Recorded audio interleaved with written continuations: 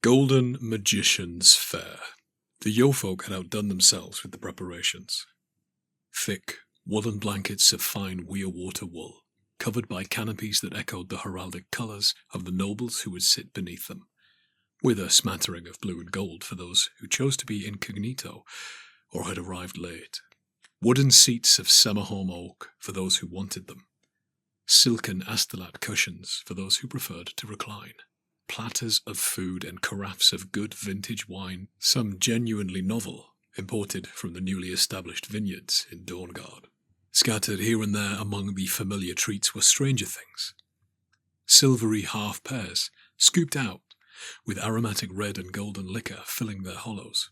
Coppery orbs of what was claimed to be mushroom, dusted with what might be sugar, but which gleamed like metal, apparently edible by humans and orcs. Jugs of iced juice, squeezed from the golden apples in the forest of Arden, all little gifts and tokens of appreciation from the court of the Moon-Silver Prince. Earl Enchantress Nicole plucked one of the intriguing balls from the plate and bit into it. The taste was nothing like she had encountered before. A little like meat, a little like chocolate, a little like something else entirely. Delicious, though. Truffles from the summer realm. Imagine. She made an appreciative noise and passed the platter to Sir Melanier. She popped a whole one in her mouth and coughed slightly, to the amusement of Sirs Chasnay and Natalie, where they reclined on the cushions. Without being asked, Sir Chasnay poured them all a glass of Dornish wine, and they chinked glasses together. Without preamble, the light stones that lit the circle of tents and canopies began to dim. Something the Enchantress had never seen before. The moon had risen over the trees to the east, and the stars glittered like jewels in the clear, sable sky. The journey to the hilltop, to where the great blue-stained wooden harps stood, had been chilly, but here, in the area immediately surrounding the instrument, the air was as warm as the most pleasant night of early summer. Nicole leaned forward as the performers arrived, a trio of women, their skin glowing faintly with an illumination that was not the reflected light of the moon. They wore diaphanous gowns of exotic cut, and their long dark hair was threaded with spring flowers. White for the Lady Agalia, soft pink for Lady Dahlia, blushing cornflower blue for Lady Euphrosyne. The Earl Enchantress had been fortunate enough to speak with the three during the last performance, and found them diverting and amusing, with just enough edge to their manners to make them interesting. Courtiers of the Unicorn Court, indeed. The ladies stopped next to the harp and touched their heads together, arms entwining around each other's shoulders. The one of them, Nicole thought it was Euphrosyne, spoke quietly. Sir Natalie startled. Despite the distance, it seemed as if the herald was standing just behind them. The Enchantress fancied she felt the warm, perfumed breath against her pointed ear. "We will play in the new season, and the new year," she said, "with a piece called The Threnody for the Night of the Sun Who Is Gone Into the West. We hope you will enjoy it." There was a quiet murmur, stilled instantly when Lady Agalia laid her fingers against the thick, silvery strands. The harps had been built for the winds of magic, to tease sometimes discordant notes as the tides of mana shifted and flowed around the hilltop. The bards of the Crescent, however, played those heavy strings with consummate ability, all three of them gliding their hands and plucking and sometimes stroking the hardwood body of the instrument. The music was sorrowful enough to make Sir Melanier weep, and even Natalie herself felt her eyes glistening with unshed tears. There was an undercurrent to it, a sense of injustice and rising anger that caused the Earl Enchantress to breathe faster, her heart beating more vibrantly as she remembered for the first time in many years the fury that had risen in her when Sir Tancred had failed the test of ardour the old Earl had set to spite their love. Before she could lose herself in the memory, Sir Chasnay murmured and touched her arm, inclining her head. It took a moment for Natalie to realise what her knight had seen, and when she did, she let out a quiet gasp. Flowers were rippling across the hilltop as the trio played, white and pink and blue, in a great carpet that danced and bobbed their heads to the music. Similar coloured blossoms were unfurling on all the nearby trees, some of them already fading and falling to reveal odd fruit in their place. Whatever else was happening here, however beautiful the music, it was clear that these bards were playing not just the harps, but the very flows of magic themselves. Toward the end of 386 YE, a Dornish coven drew on powerful magic to weave a net of summer magic across the entirety of Dorne. The magic, similar in some ways to an imperial enchantment like Hallow of the Green World, created a kind of supernatural invitation to the heralds of the Summer Realm to visit Astolat, the Barrens, Summerholm, and Weirwater. The enchantment was only intended to last for a season, but for inexplicable reasons has lasted for 6 months instead, bridging the end of the old year and the beginning of the new. Emissaries of all the Summer Eternals, with an interest in the Empire, have taken advantage of this opportunity, and as the spring equinox approaches, the consequences of the marvellous weaving have become clear. Heralds of Morning and Dusk. Heralds of almost all the Summer Eternals have been active in Dorne this season. The Heralds of Hayek are notably absent. Everyone in Dorne has experienced a role-playing effect related to the wonder of magic and the majesty of summer. As the magic has gained momentum, scores of heralds of almost all the Summer Eternals interested in the Empire have visited the nations of Dorne. They have been everywhere, in all 4 territories, acting like welcome guests. They talk to anyone who will listen, seek out those who share their interests, and otherwise act as emissaries for the Eternals they represent. Their presence brings with it a sense of the wonder of the Summer Realm, and of magic in general. The weave that opens the Regio and attracts the heralds has a subtle effect on many people of Dorne. It causes many to feel a deep fascination for magic, and a more widespread urging to make an effort to enhance the showmanship and performative aspects of magical acts by everyone in Dorne. Not only is magic affected, that urge to act larger than life, to add a little splendour and colour to one's life, is almost universal. People laugh louder, cry more heart-wrenchingly, and put little flourishes on everything they do, from making a cake to making music, from sweeping a yard to singing a song, touching, for a few brief moments, the majesty at the heart of the Summer Realm. The only heralds who are conspicuous by their absence are those of Hayek. Not one herald of the Hawk Lord is spotted in Dorne during the celebration. There is a history of conflict between the Eternal and some of the magicians of Dorne. It is widely believed that is likely the explanation for their absence. Participation.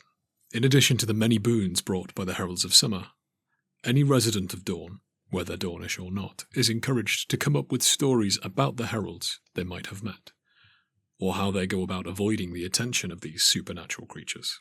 There is a list of Summer Eternals that might give some inspiration for a story. Bear in mind, the Heralds of Hayek have not been encountered in Dorne this season. Glory. Any Dornish character can choose to begin the spring equinox with a boon of summer magic. There are several boons to pick from, but once chosen, the decision cannot be changed. The boons come with a role-playing effect that is especially potent for those of the changeling lineage. The role-playing effect and the boon fade at the end of the spring equinox. The Summer Realm has many resonances, but some of the most powerful are those that deal with personal empowerment. In the last few months, every Dornish citizen has had an opportunity to meet and spend time with heralds of the Summer Realm. At the start of the spring equinox, each character of the Dornish nation may pick from one of the following boons.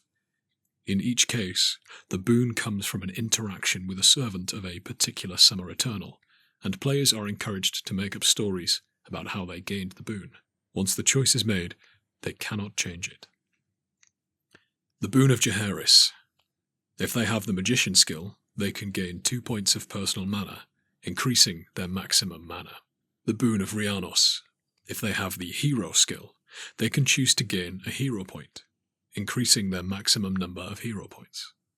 The boon of Adamant. Anyone can choose to gain a rank of endurance. The boon of Eleonaris. Anyone can choose the ability to call Cleave once a day with any melee weapon except a pike. The boon of Cathan Kane.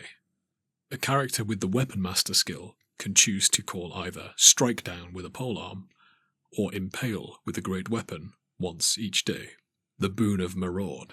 A character who knows the Empower spell can choose to gain the ability to cast it on 2 targets simultaneously, rather than a single character. Each of these boons comes with a role-playing effect. You feel proud of your deeds and those of your companions. It feels good to talk about your achievements and your ambitions. Hearing someone belittle, insult, or discount you, or any of your Dornish countryfolk, causes a surge of furious anger to rise up inside you, and it can be difficult resisting the urge to put such people in their place. The role-playing effect is especially pronounced for those of the Changeling lineage. You may find it hard to resist boasting about your deeds, and those of your comrades, and hearing someone being rude to your countryfolk, or even just hearing of someone being rude, might be enough to move you to actual violence. The special boon, and the role-playing effect, lasts until the end of the spring equinox. Septs and way houses. Heralds are just as active in the Barrens as the other Dornish territories. Any Navarre whose personal resource is in the Barrens can also benefit from the power of the enchantment. The heralds have also visited the Orc septs that live in the Barrens. Heralds of the Regent of the Eternal Sea make a particular point of seeking out the last battle warehouse in the Bleaks, to the chagrin of the already unhappy Karas. There are even a few reports of particularly serious-minded servants of the Pauper's Crown accompanying Thorns on their reconnaissance into the Malum.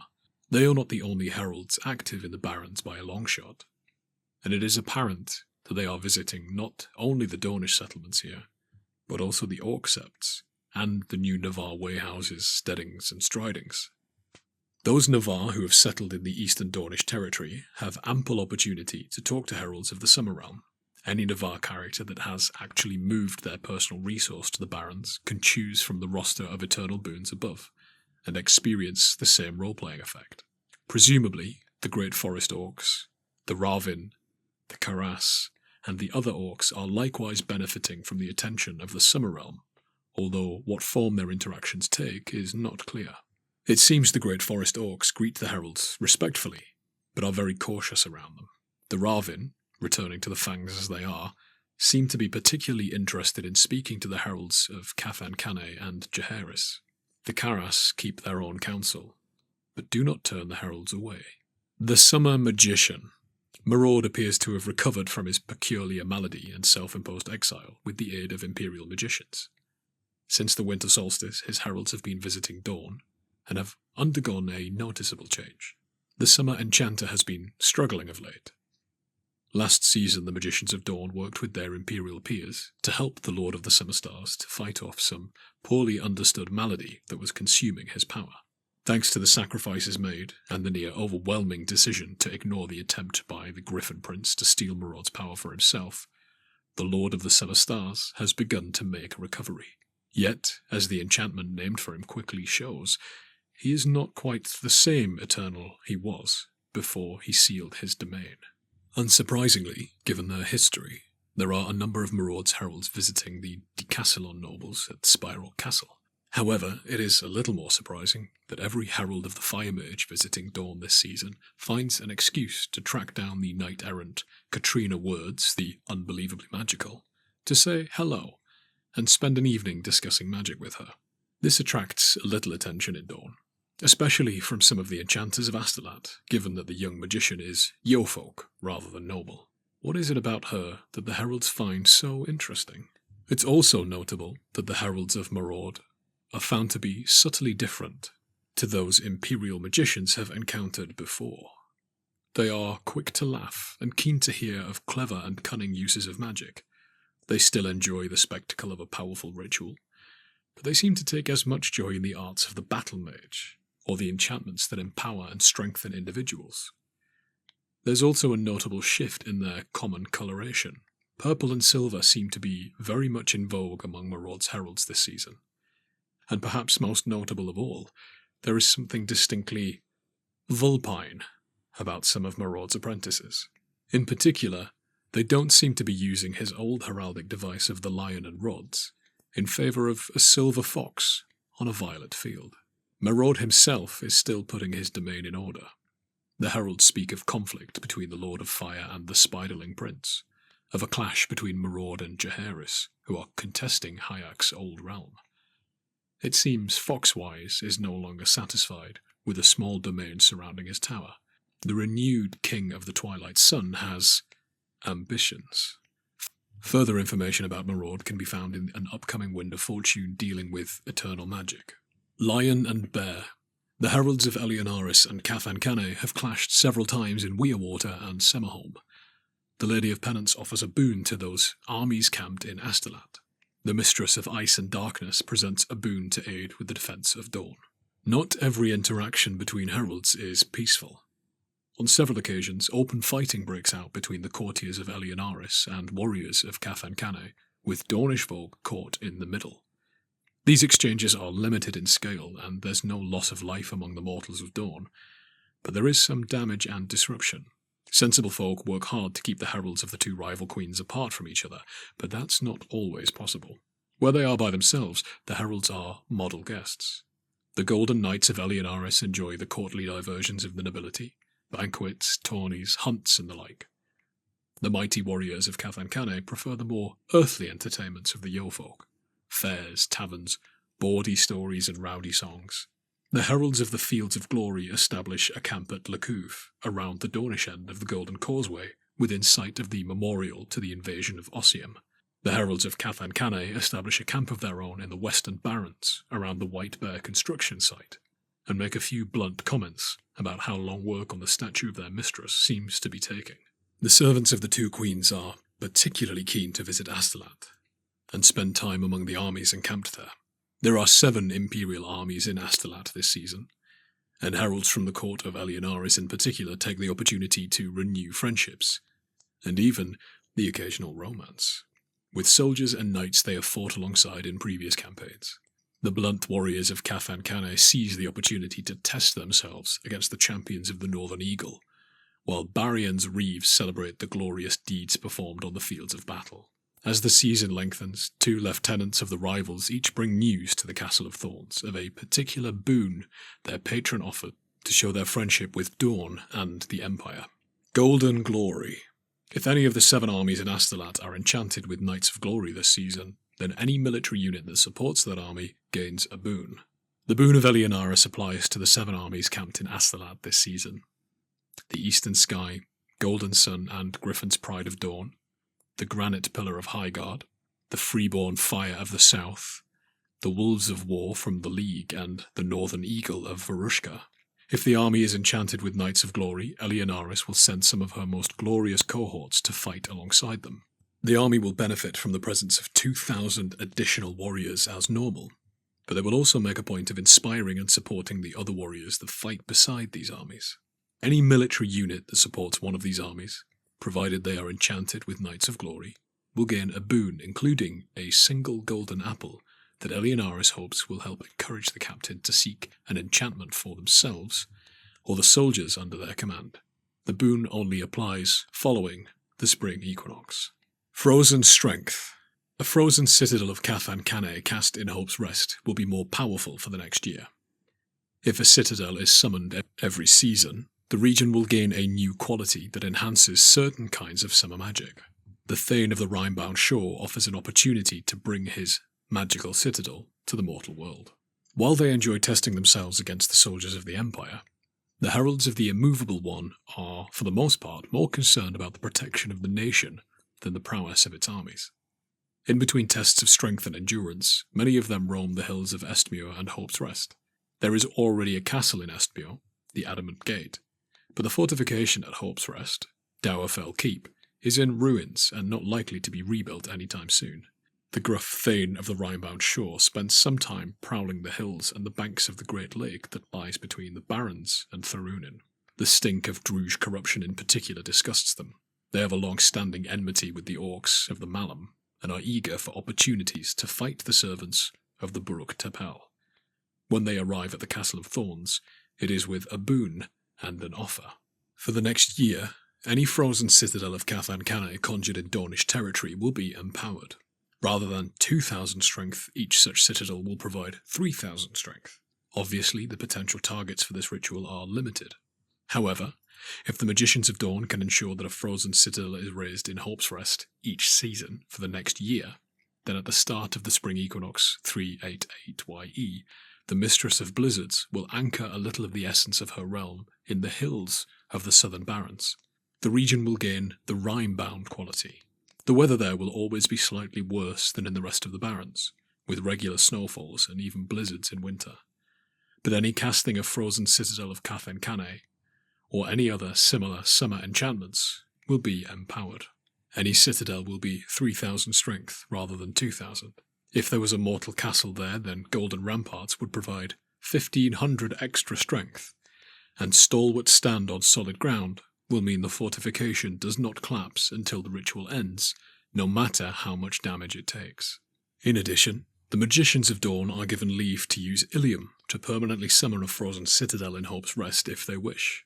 Should they choose to do so, the Thane of the Rhybound Shore will petition his mistress to allow his personal castle to be summoned to the mortal world and bring his household to support it until such time as the Druge of the Malum are permanently broken.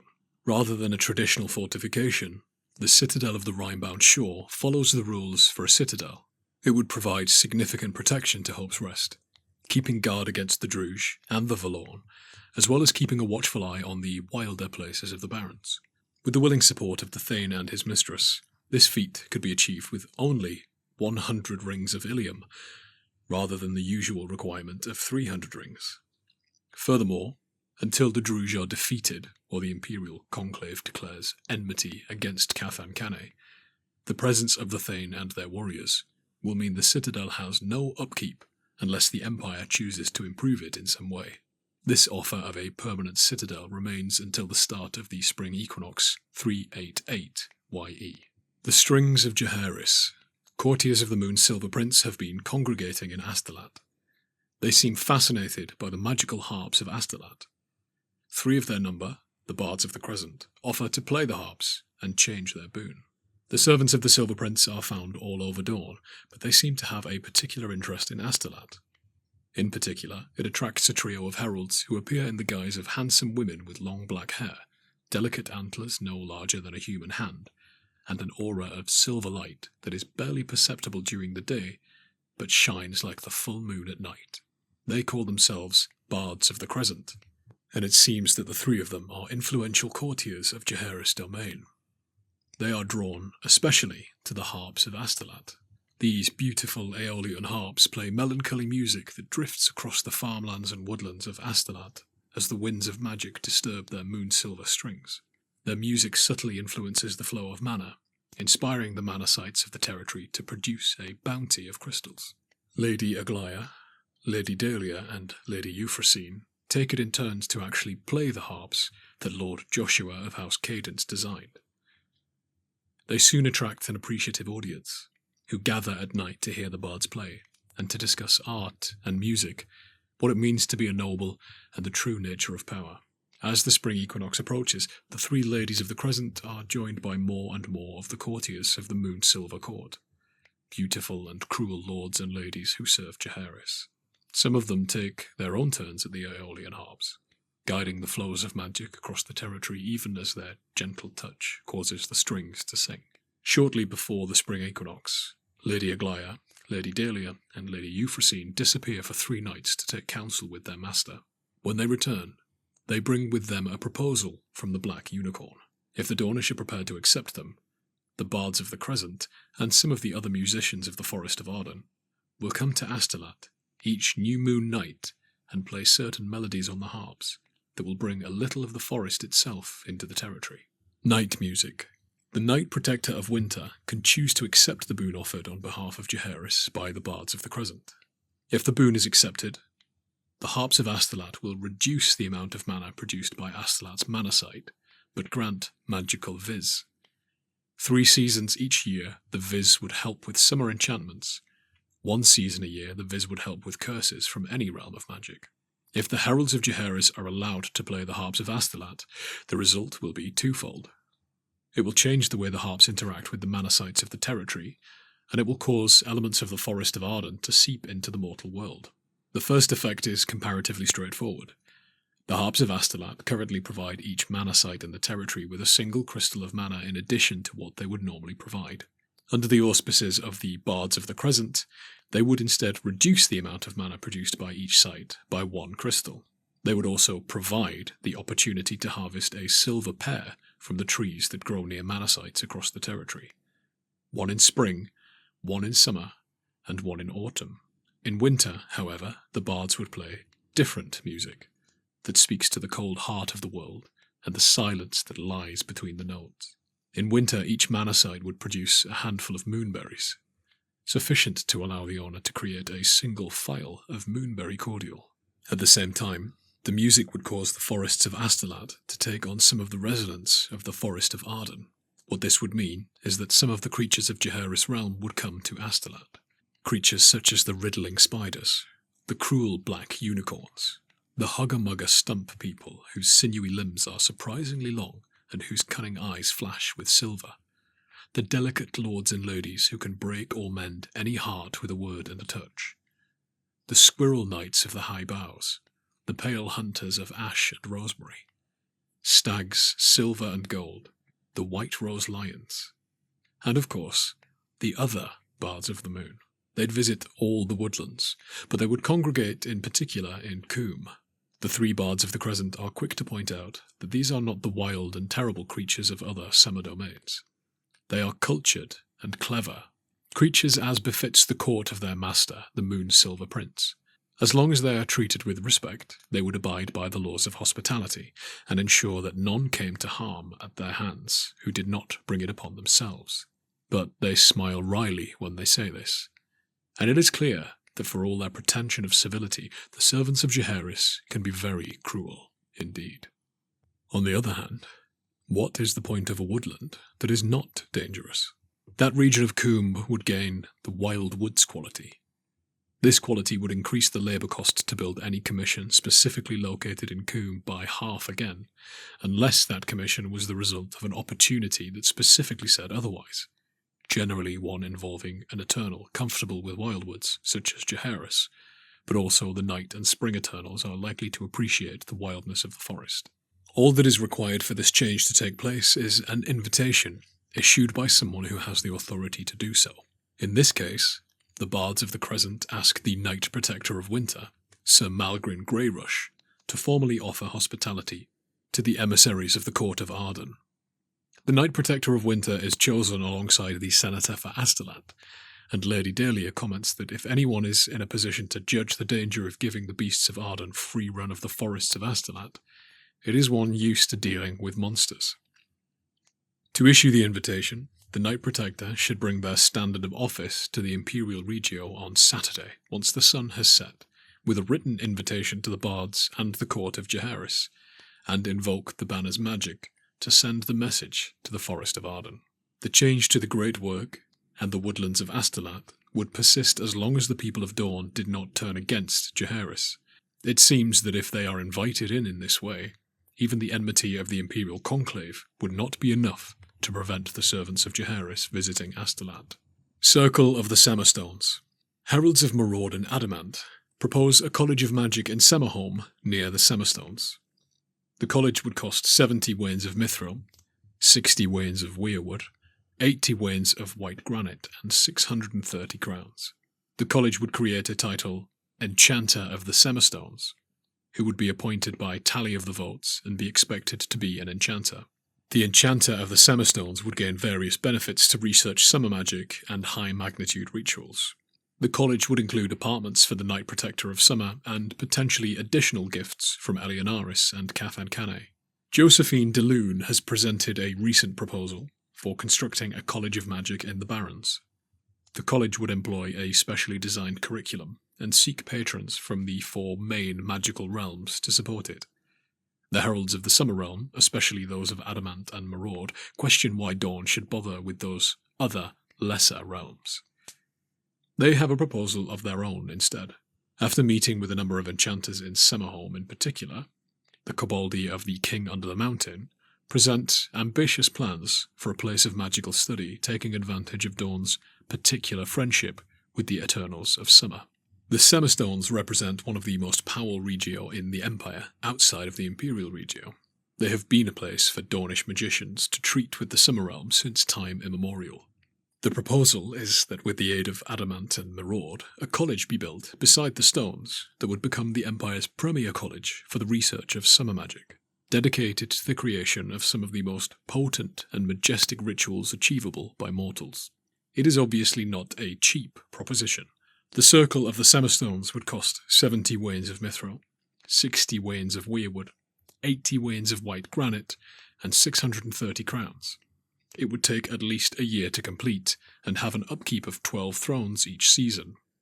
It would prevent the Magicians of Dawn supporting another college. The college would be specifically for the people of Dawn. The Enchanter of the Semastones would be appointed by the tally of the votes, and the expectation would be that the title would be held by an enchanter. If the college were commissioned by the Master of the Koboldi, then the Stone Dragon would ensure that the structure was infused with adamant and incorporate several unbreakable vaults for the most valuable magical texts, meaning that while it might in theory be captured by an enemy, it could not be destroyed without the direct intervention of another powerful Eternal with a resonance for ruin or destruction. Provided the people of Dawn were able to drive any invaders out of Chaos, they'd be able to recover the college and its libraries. Furthermore, the college would be neutral ground for the Eternals of Summer. They would all serve as patrons to a degree, encouraging the Enchantress of the Semastones to develop powerful magic that aligns with their goals, but avoiding the rivalry and feuds that have afflicted the Icy Crag. The title would need to be elected by a simple majority vote of noble enchanters at Anvil. The kings and queens of the Summer Realm are only interested in aiding someone they view as a peer. Provided that happened, the Eternal Kings and Queens would offer their aid with ritual formulation, as long as Dawn keeps faith with the Summer Realm. As such, the Enchanter of the Semastones would be able to spend Orichalcum to speed up the process of codification if they were a noble enchanter. The first 5 ranks of additional research in a season would cost 18 ingots of Orichalcum. The next 5 ranks will cost a further 44 ingots, for a total of 62 ingots. The next 5 ranks will cost another 88 ingots, and so on, doubling the cost for each further additional 5 ranks of research within the same season. However, unlike similar colleges, the Heralds of Maraud could offer their advice on nearly any area of magic, meaning that as long as the Imperial Conclave does not declare enmity against the Summer Mage, this speed increase would apply to magic of any realm, except winter magic. The fundamental resonances of winter are simply too alien to the Lord of Summer Stars and his apprentices. Finally, the college would come with palatial apartments for the Knight Protector of Summer. Furthermore, as long as the Knight Protector of Summer were prepared to include protect the Circle of Semastones and support the Enchanter to their responsibilities, the Queens of the Summer Realm would provide them with a triumphant blade and a suit of Winterborn warmail each year when they are appointed, to use themselves or to entrust to a retainer who will help them discharge their new responsibilities. One side effect of building this college will be that the Summer Eternals will be less fixated on competing for patronage of the Icy Crag in Varushka.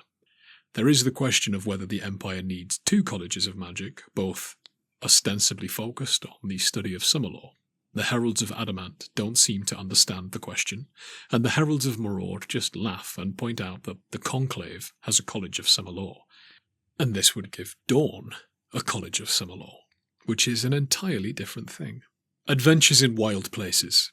The Heralds of Rhiannos are keen to encourage Dawnish questers to undertake dangerous journeys into the unknown. For the next 6 months, military units and fleets controlled by questing knights and knights errant gain additional rewards when they take the questing ventures or voyages. The Regent of the Eternal Sea is best known as a patron of voyagers and captains, but they are equally enamoured of those who would venture on land. The questing knights and knights errant of Dawn, in particular, have a special place in the heart of the Stormchaser and their servants. A coterie of blue-skinned troubadours and barkers descend on the tourney grounds of Larocque to marvel at their splendour and urge those who contend there to greater acts of martial prowess and boasting. Most of the other heralds of the Hornsounder, however, eschew the well-settled parts of Dawn and instead set about finding groups of would-be adventurers and encouraging them to undertake risky and ill-thought-out forays into the most dangerous parts of Dawn and the lands surrounding it. Unlike many of the other heralds, they cheerfully accompany Dawnish questers beyond the borders of Dawn, some even travelling as far afield as the forests of Ulnak or the deadly depths of Lorenzo's deep pockets. Until the start of the winter solstice 387YE, any military unit or fleet controlled by a questing knight or knight-errant who undertakes a questing venture or questing voyage, as appropriate, will be accompanied by a herald of the King of the Nine Tides, pretty much whether they like it or not. The effect will be to increase the rank of their resource by 2, for purposes of determining the rewards they receive. While other archetypes may gain encouragement from the heralds, they are most interested in those who traditionally seek out danger and glory in the wild places of the world. Summer Crossroads. Barian respects the Summer Enchanters of Dawn in particular. The Lord of the Crossroads offers a boon to the Artisans of Dawn to allow them to support their magician allies. The Dawnish Egregore has been entrusted with a schema that teaches the creation of a magical focus. Any Dawnish artisan who is able to do so can choose to learn how to create this item. The Iron Duke offers a schema that can be studied by Dawnish artisans to learn how to create a focus for use by magicians performing Challenge the Iron Duke and Champion's Shining Resolve. The Dawnish Egregore, Sir Hugh, Knight-Errant, has the schema and has sworn to return it at the end of the spring equinox. Dragonforge is not precious about this particular item, but makes it clear it's a gift for the people of Dawn in recognition of their dogged pursuit of glory. Nobody other than a Dawnish artisan will be allowed to study the schema, but the Eternal does not care who they make them for, nor whether other magics are used to share, temporarily, the crafting methods. But they are clear that only Dawnish artisans can study the schema. If anyone who is not part of the nation does so, he will be very angry, and take steps to make that anger clear to anyone who has transgressed his wishes. A Dawnish artisan who is unable to attend the event or who does not have available free items can email plot@profounddecisions.co.uk before downtime closes after the spring equinox and request that the item be added to their item list, provided they have an empty item crafting slot, and they are Dawnish, of course. Berakaya and a note of caution. The Vigilant have visited Astolat this season, urged by the Assembly of Vigilance. They do not find particular evidence of a cult of Agremant. They note that the people of eastern Astolat are concerned about the Valorn. There is a real concern about a rise in borderline idolatry. During the winter solstice, the Vigilance Assembly sent Asteria of Ocean Kite's Roost to Astolat to urge all vigilant citizens to seek out threats and drag them into the light, with particular reference to the cults of Blood on the Snow. As they shine a light in the heartlands of Dawn, the Vigilant contribute to the general aura of chaos and disruption caused by the presence of the Summer Eternals. But their presence is hardly enough to cause more than a few ripples in a territory and a nation infused with so much summer magic. The best news is that they find little to no evidence that Agremant has any foothold in Astolat. Mind you, as one of the Vigilant investigators inspired by Asteria points out, one of the worst possible times to be a monstrous servant of Blood on the Snow is when there are so many emissaries of the Summer Realm looking for things to test themselves against, and encouraging people to seek out opportunities for adventure. It's not that there are definitely no Dawnish folk influenced by Agremant here. Absence of evidence is not evidence of absence, but more that if there are any cults of the Devourer of the Fallen, they are not especially active, and their reach is likely extremely limited at this time. There are, however, two threats, one future and one current. They are of concern for the Vigilant. The first is the Valorn of Broceliand. Especially in eastern Astolat, there is a genuine fear that when plans to fight the Valorn come to fruition, monstrous abominations will come pouring out of Black Boughs and Greenweald into Coombe and the Chase. The folk of these regions have some experience of the chaos the Valorn brings. Occasional drifts of miasma invariably bring Valorn spawn with them, but they fear that they will be defenceless when the beasts of the Twisted Wood come forth in force. They make preparations, but there is only so much even the Vigilant can do without funds and support from the Synod, Senate, or Military Council. The other, more immediate threat is that of widespread borderline idolatry. There are 7 armies here, many of whose soldiers speak enthusiastically of their experiences fighting alongside the Knights of Glory, or tell salacious fireside tales of marching alongside cannibalistic unliving horrors. The presence of the many heralds of the Summer Realm ought to be a cause for concern, but the people of Astolat, from the most glorious noble to the salt of the earth Yeofolk, take this all in stride. Welcome it, even. There's nothing specific to point to, but it is something of a worry. The enthusiasm for Knights of Glory and the odd effects it has on Imperial soldiers in particular are returned to several times as a cause for concern.